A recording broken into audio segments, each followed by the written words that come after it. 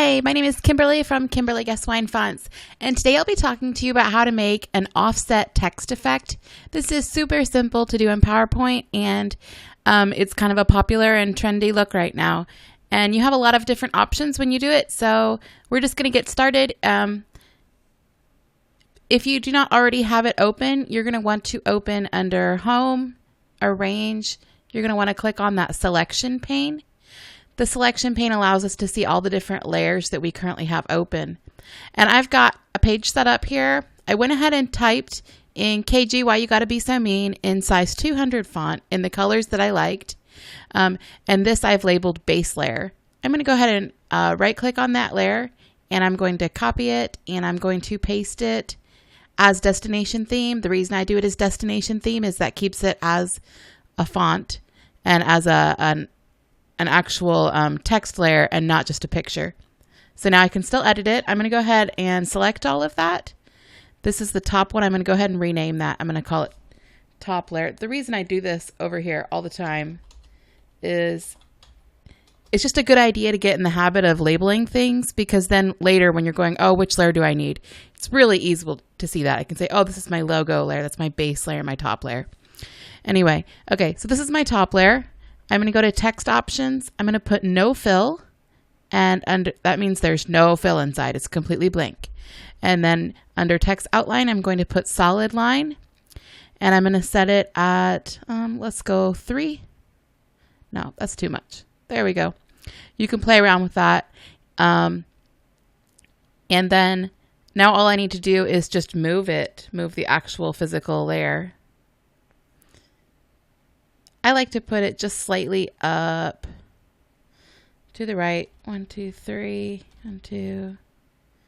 It's a good idea to keep it even. Like if you go this far up, make sure you go this far over. Different options you can play with that is you could actually change that into a dotted line if you like that look. Or you could change it into a dashed line. There's a lot of different things you can do with that, and you can make that really small.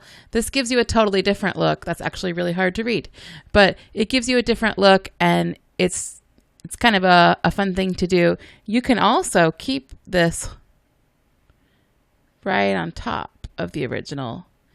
And, you know, if you just want to add, you know, an outline like that, you totally could do that.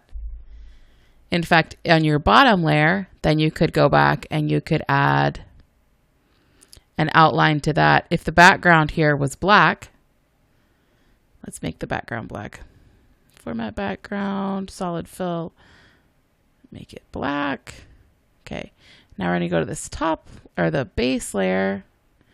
We're going to select that. We're going to change the text. We're going to add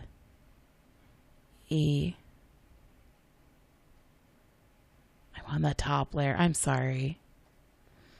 Control Z, Control Z. I do the wrong thing all the time. It's like what I'm really good at. Okay, we're going to add a white stroke here.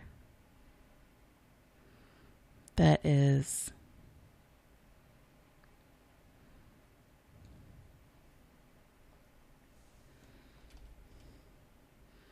now you can see I've kind of made stitched lettering.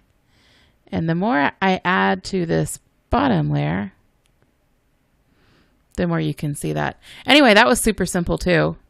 There's so many different things you can play with once you start playing with having a base layer and a top layer of the exact same letters, just, you know, playing with them differently. Now, one thing I will warn you of is that if you're going to do this, you need to use a really simple font, because if you have a really complex font and you're trying to do this on it, it's just going to be ugly town, and nobody wants that.